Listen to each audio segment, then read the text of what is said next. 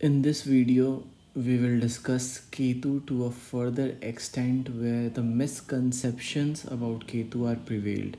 So misconceptions को हटाने के लिए ये वीडियो मैं बना रहा हूँ कि केतु को किस तरीके से आपको इंटरप्रेट नहीं करना है, बिकॉज अभी तक जो हमने डिस्कस किया वो मैंने बताया कि किस तरीके से आपको केतु को इंटरप्रेट करना है.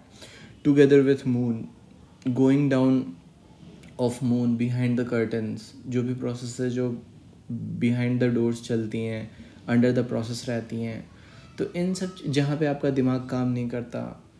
Rahu Ketu axis is, Rahu means where moon is going upwards and Ketu is where moon is going downwards, और ये लोवेस्ट पॉइंट माना जाता है, बोथ राहु भी केतु भी. फॉर मून थिंकिंग प्रोसेस ये दोनों पॉइंट्स आपके, Rahu means you are overthinking at that place, Ketu means you are underthinking at that place. Now अब केतु से related आपको क्या चीज़ नहीं देखनी है. So Ketu means moon going down. इसका ये मतलब नहीं है कि you are a very deep thinker at the place where Ketu is posited. No. Moon going down मतलब the intersection point means कि moon is at its lowest. Lowest का मतलब होता है कि your thinking capability is the lowest. अब आपको अगर वहाँ पे कोई ये कह दे कि no you are a very deep thinker about that place, this is wrong. अगर सपोज केतु और सन आपके 7वें स्थान पे है, तो 7वें स्थान पे केतु होने का मतलब है you are not thinking about people, but सूर्य होने का मतलब है you actually your life is centered around people. तो आपको लोग दिखेंगे, लोगों के बारे में समझ में आएगा, लेकिन आप उनके बारे में सोचोगे नहीं. तो ये ड्यूअलिटी आ जाती है. इसीलिए it's very important to be clear and particular about कि व्हाट केतु रिप्रेजेंट्स. सपोज आपका केतु 5th हाउस में और चंद्रमा के साथ बैठा हुआ है केतु, दैट मीन्स कि you don't like to think about और you don't pay much attention to 5th house, but you are actually thinking about 5th house. Why? Because वहाँ पे चंद्रमा पॉजिटेड है. जब चंद्रमा किसी हाउस में पॉजिटेड होता है केतु के साथ, इट मीन्स कि the Ketu becomes non functional in that house. Ketu उस हाउस में फंक्शनल नहीं रह जाता है. That means it becomes functionless. Ketu का मतलब होता है कि you are not thinking about it, और चंद्रमा का मतलब होता है हाउ यू थिंक. तो 5th house is commitment driven work, admission, किसी चीज़ को रजामंदी देना. तो रजामंदी के बारे में आप ज़्यादा नहीं सोचोगे अगर आपका केतु 5वें स्थान पे होगा, लेकिन चंद्रमा के साथ अगर है तो इट मीन्स कि आप रजामंदी के बारे में सोचोगे. जहाँ आप नहीं सोचने वाले थे वहाँ अब आप सोचोगे. सो ये डिफरेंस आ जाता है जब राहु केतु किसी भी प्लैनेट के साथ कंजंक्ट हो या प्लेस्ड हो. और by the way I will explain it in upcoming videos की हाउ कंजंक्शन वर्क्स. ये जस्ट एग्जाम्पल है ताकि आप मिस इंटरप्रेट ना करो केतु को. Ketu is the point where you don't think at all. Doesn't mean कि Ketu is the deepest point in your birth chart. ये डीपेस्ट पॉइंट नहीं होता जहाँ पे आपकी थिंकिंग बहुत डीप होती है. नो, यहाँ पे आप थिंक कर ही नहीं पाते हो. सिंपल. केतु अगर आपके 1st हाउस में है तो आप अपने शरीर के बारे में सोच ही नहीं पाते हो. You are paralysed about that place. 1st house को लेके आप पैरालाइज्ड हो. आपको समझ ही में नहीं आता है कि मैं क्या सोचूं, मैं क्या करूं अपने शरीर को लेके. यही केतु अगर आपके 10वें स्थान पे है तो you don't think about your records, you don't think about the fame, you don't think about what knowledge other possess, you don't think about the ownership of people. अब इसका एक प्राइम एग्जाम्पल बता देता हूँ. अगर राहु आपका 4th में और केतु आपका 10वें स्थान पे है तो आप लोगों की ओनरशिप को कभी इस्टेब्लिश होता हुआ नहीं देख पाओगे. इसका मतलब ये नहीं कि उनके पास ओनरशिप नहीं है, आपको नहीं दिख पाएगा. फॉर एग्जाम्पल, खेत में आपका खेत है, चलो 4 बिघा खेत है आपका, ये दूसरे पर्सन का जिसका केतु 10वें स्थान पे नहीं है, और उसके एडजॉइंट में कोई पर्सन है जिसका केतु 10वें स्थान पे है. तो 10वें स्थान का केतु कभी रिकॉग्नाइज नहीं करेगा कि मेरे बगल में जो आदमी है वो खेत उसका है। ही विल अपनी टेरिटरी को क्रॉस करके आपकी टेरिटरी में इंटर करेगा वो। क्यों बोल रहा हूँ मैं ऐसा? क्योंकि 10th हाउस जो होता है वो आपकी रियल स्टेट, जो 7th से 4th होता है, real estate property that others have. 4th house is your property. तो ये इंसान हमेशा दखल देगा, हमेशा इन्वेड करेगा। कौन इंसान? जिसका केतु 10वें स्थान पे है। अगर ये मैं आपको फिर से बता दूं कि ज़रूरी नहीं है कि ये लोग खराबी हों, बट केतु ऐसे ही वर्क करता है। पीपल डोंट थिंक अबाउट कि हाँ 10वां स्थान दूसरे की प्रॉपर्टी है। अगर सपोज केतु आपका 8वें स्थान पे, तो 8वां स्थान is what other people possess. जो वाइन ग्लास दूसरों के हाथ में होता है, जो कपड़ा उन्होंने पहना होता है, आप उसको रिकॉग्नाइज़ करोगे ही नहीं। आप कहोगे ये तो सरोजनी का खरीदा हुआ सस्ता माल है। कितनी महंगी से महंगी चीज़ें आपके समक्ष रख दी जाए दूसरों के द्वारा, आप उनको कभी वैल्यू नहीं दोगे। दूसरा house 8th house is other people's room as well. आप लोगों को क्या प्रोवाइड कर रहे हो, लोन कितना, ऑल्सो लोन कितना लेना है, कितना नहीं लेना है, किससे कितना पैसा लिया है, इन लोगों को कभी नहीं पता रहता है। ध्यान ही नहीं है इनका।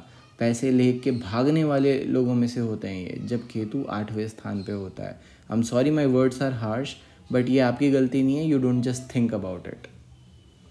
केतु अगर 12वें स्थान पे है, तो 12वें स्थान पे सबसे एग्जॉल्टेड इसलिए होता है बिकॉज 7वें से 6ठे का मतलब है what others are doing, and Ketu का मतलब होता है you are not thinking about it. You don't think about it कि लोग क्या कर रहे हैं। सो इसीलिए केतु को इंटरप्रेट करना बहुत मुश्किल होता है because of the misconceptions. Ketu आपके 3rd हाउस में है, तो आप क्या बोल रहे हो किसी को, इसके बारे में आप ज़्यादा नहीं सोचोगे। आप क्या ऑप्शंस हैं आपके पास, क्या चूज़ कर रहे हो, चॉइसेस के क्या कॉन्सिक्वेंस हैं, इस बारे में आपको कोई आइडिया नहीं रहने वाला है ताजीवन। सो केतु इसलिए इम्पॉर्टेंट बन जाता है क्योंकि आपकी थिंकिंग साइलेंट है उस जगह पे, आपको पता ही नहीं आप क्या कर रहे हो। सपोज आपका केतु कैप्रिकॉर्न में है, तो कैप्रिकॉर्न धरती तत्व की आखिरी राशि का मतलब होता है किसी चीज़ को जमा करना, किसी चीज़ को स्टोर करना, और ये केतु दूसरे स्थान पे है। फिर से बता दूं, मकर राशि दूसरे स्थान पे केतु के साथ बैठा हुआ है। तो मकर का मतलब है स्टोर करना, केतु का मतलब है नॉट थिंकिंग अबाउट इट। सो आप बिल्कुल ही नहीं सोचते हो कि आपके घर में क्या जमा है। इसका मतलब है कि आप सबसे रिचेस्ट पर्सन होगे, अपने सोसाइटी के सबसे रिचेस्ट पर्सन आप ही होगे। क्यों? क्योंकि आप सोचते ही नहीं हो कि आपके पास क्या है। इसका मतलब है कि आपका घर हमेशा भरा हुआ रहता है। अच्छा, एक बात मैं और बता दूं, most richest person in society has this Ketu in 2nd and Rahu in 8th। You will over think कि हाँ दूसरों के पास क्या है, बट आप बिल्कुल नॉन थिंकर हो कि आपके पास क्या है। 2nd house is what you're eating. आपकी ईटिंग डिसऑर्डर्स हो सकती हैं, ज़बान में छाले पड़ सकते हैं। अब छाले कैसे पड़ते हैं मैं वो भी कभी बताऊंगा, बट सिर्फ केतु के पोजीशन से नहीं देखते हैं, अदर प्लैनेट्स के ट्रांजिट की वजह से होते हैं। वो ट्रिगर होते हैं, फिर वो छूट जाते हैं। सो इसीलिए केतु का पोजीशन मोस्ट इम्पॉर्टेंट पोजीशन माना गया है किसी के भी बर्थ चार्ट में। एकमात्र केतु आपको बता मैलेफिक से लेके आपको प्रॉस्पेरिटी तक केतु ले जाता है। राहु सिर्फ परेशान करता है, राहु का कोई काम नहीं है। राहु लिटरली पगला होता है, बट अगर डायरेक्शन मिल जाए तो राहु से ज़्यादा पावरफुल प्लैनेट कोई नहीं होता है। बिकॉज जब जुपिटर की 7वीं दृष्टि में आ जाता है तो वो जो भी काम करता है it starts giving results. Ketu Jupiter के साथ अगर कंजंक्ट हो तो मैं सेपरेट वीडियोज़ उनकी करने वाला हूँ, डोंट वरी। बट जब वो कंजंक्ट हो तो जुपिटर का मतलब होता है एक्सपेंशन, केतु का मतलब होता है not thinking about it. You don't think about the expansion you did in your life. It means जो जैसे औरंगजेब था, तो औरंगजेब की टेरिटरी इतनी बड़ी हो गई थी कि उससे संभाली नहीं गई। This is the example of Ketu with Jupiter. अब ये जुपिटर एंड केतु का मतलब नहीं है आपकी टेरिटरी एक्सपैंड करेगी। आपको देखना है कि आपके किस हाउस में, किस राशि में। अगर सपोज लिब्रा राशि में, तो लिब्रा का मतलब होता है ट्रांसपोर्टेशन, तो ट्रांसपोर्टेशन एक्सपैंड होता चला जाएगा और आपको मतलब भी नहीं रहेगा। अगर दूसरे स्थान में है केतु और जुपिटर तो आपके पास इतना पैसा होगा कि आपको मतलब ही नहीं रहेगा उससे। इस तरीके से केतु वर्क करता है। तो ये वर्किंग को समझाने के लिए ये वीडियो। और मिसकंसेप्शन है कि आप किसी प्लेस के बारे में डीप थिंकिंग करते हो, ये नहीं है केतु। केतु भूत प्रेत लोग बोलेंगे कि पोजेशंस होते हैं, no, Ketu is not at all that. Ketu के बारे में लोग बोलेंगे कि it is a malefic planet. तो ये मैलेफिक प्लैनेट नहीं होता, ये बस नॉन थिंकर होता है। अगर आपको एक वर्ड में केतु को समझना है तो नो थिंकिंग। मैंने मून और केतु का भी बताया था कि सपोज आपका केतु 4th हाउस में है आपके और मून 10th हाउस में है, तो मून एफ्लिक्टेड बोल सकते हो आप इसको। क्यों? क्योंकि राहु चंद्रमा के ऊपर बैठा हो। इसका क्या मतलब होता है इंटरप्रेट करके अगर आप देखो तो केतु का मतलब नॉट थिंकिंग अबाउट लर्निंग, और 10th house is storing. So you are not at all responsible or aware about storing the knowledge you have, storing the house you have. इसीलिए मून और केतु का आकलन करना बहुत ज़रूरी होता है बर्थ चार्ट में। एकमात्र सिंगल ये दोनों पोजीशन बता देता है कि आपकी लाइफ किस लेवल पे रिवॉल्व करेगी, थिंकिंग आपकी किस तरीके से आपके लाइफ को अफेक्ट करने वाली है। सो आपको क्या नहीं सोचना है? Deep thinking. सो केतु का किसी भी हाउस में प्लेसमेंट का ये मतलब नहीं होता है कि you are a deep thinker. क्यों? क्योंकि Ketu is the lowest point. No, इसका सीधा सीधा मतलब होता है कि you have no thinking faculty related to that place. और मैंने अभी भी कुछ एग्जांपल्स दिए हैं कि हाउ इट फंक्शंस। इससे ज़्यादा अगर आप पुश करते हो अपने आप को तो ये आपकी बेवकूफ़ी हो जाएगी। Also Ketu represents spirituality only when it is in 25 degrees to 30 degrees और इन 12th हाउस। अदरवाइज ये स्पिरिचुअलिटी को डिनोट नहीं करता है। केतु का जो बेस्ट प्लेसमेंट माना गया है वो 2nd हाउस में माना गया है, और वो इसलिए क्योंकि आप सोचते नहीं हो कि आपके पास क्या है, तो it makes you very rich person actually.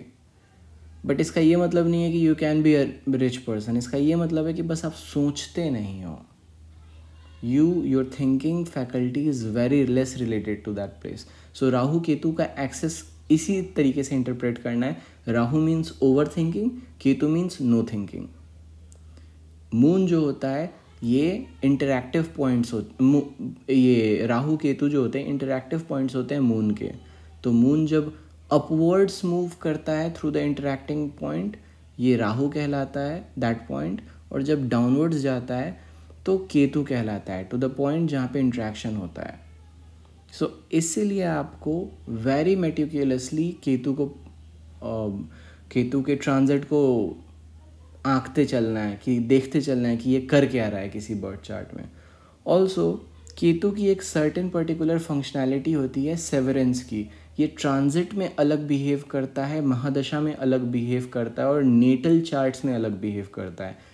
In transit ये जिस हाउस में जाता है उस हाउस को छुड़ा देता है, लॉस्ट करा देता है, गायब कर देता है, इनविजिबल कर देगा उस हाउस को। जिस हाउस में जाएगा आपके परसेप्शन से वो हाउस इनविजिबल हो जाएगा। 2nd हाउस में है पैसा चोरी, 3rd हाउस में है कंट्रोल ख़त्म ट्रांजिट में, 12th हाउस में है पैसा खर्चा ख़त्म। इसीलिए केतु का जो 12th हाउस का ट्रांजिट है वो बहुत अच्छा माना गया है। You are not thinking about the expenses जब ये प्लेस्ड है नेटली, लेकिन जब ट्रांजिट करेगा तो you avoid, you ignore your expenses, जो कि best transit of your life होती है केतु के लिए। केतु अगर 11वें स्थान पे ट्रांजिट कर रहा है तो it will remove your salary, but अगर नेटली प्लेस्ड है तो you don't think about salary. अगर आपके 10th हाउस में है केतु तो you don't think about, neatly है तो you don't think about resting, but अगर ट्रांजिट कर रहा है तो रेस्ट को गायब कर देता है। This is how Ketu behaves. फिर से मैं बता देता हूँ।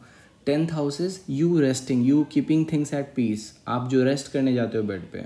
केतु अगर नेचुरली आपके 10th हाउस में है तो you don't think about resting, लेकिन जब ये ट्रांजिट करेगा ना 10th हाउस को तो यू उस हाउस को इग्नोर कर दोगे, आप उस हाउस को व्हील कर दोगे।